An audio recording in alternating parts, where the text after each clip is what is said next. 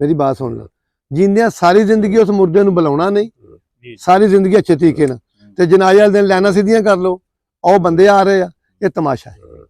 ये सिर्फ लोग ये भी मुनाफिकत की पहली निशानी है। कुल आने दिन अगे जाके बैठना, अगे अगे आ जाओ, ये मुनाफिकत की पहली निशानी है। ये भी मुनाफिकत का एक टेंस वा, इन्हूं ही मुनाफिकत कहंदे। ये तमाशा करते लोग, पर मेरा अल्लाह फरमांदा मैं बहुत जानना ते वारसा बदले मिलणगे, करनियां भानियां मालनामे हत्थां विच फड़नगे। ये भी एक तमाशा है, हकीकत नहीं है। जिहड़ी हकीकत मबनी ना जी, वो तो तुहाडे पिछों कफन दफन का इंतजाम कर रहे, तुहाडे खाने का इंतजाम कर रहे, दसदे भी नहीं किसे नूं, शायद टुर जांदे ने, घबराओ ना।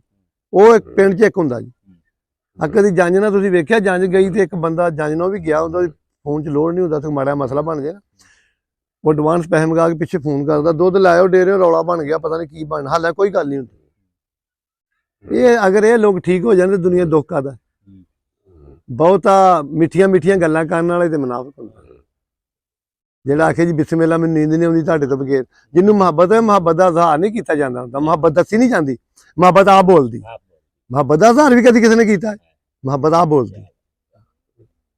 यूसुफ खान एक फिल्म च अंजुमन नूं कहंदा ना कि मेरे बहनोई ने इत्थों आउण तो बंद कर दे, तेरी की कीमत जेवर दस। उन्हें कहा आखिर तवाफ ही समझ आई ना, उन्हें कहा हर तवाफ विकण वाला सौदा नहीं हुंदा, उत्थे आदत आ ना।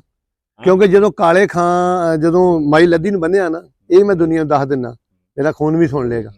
चाची ने बन के लद्दी लै गए ना, तो राज पता लगा काले खां का चाचा से, दुल्ले इत्थों पिंडी भट्टियां जो दुल्ले ने कढ़ दिता, पता लगा भी माई लद्दी बन के लिया, उन्हें अपने पोते ने आख्या लड़ो।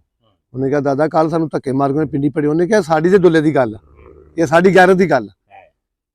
इत्थे मेरी दादी नूं मेरे बाप दी ना चाची नूं गाल कढ़ी शरीकां ने, खुदा पाक दी कसम 50 बंदे जुत्तियां भी छड्ड के आ गए, मैं 300 गाल कढ़ के बंदे भजा ते गैरत आई। वो गैरत आ, वो खून आ, वो वंड वा, वो एक और बात आ, वो तो आएगी ना जी। लेकिन जो गल असूल ते आ जाए ना जी, फिर रिश्ता नहीं वेखी।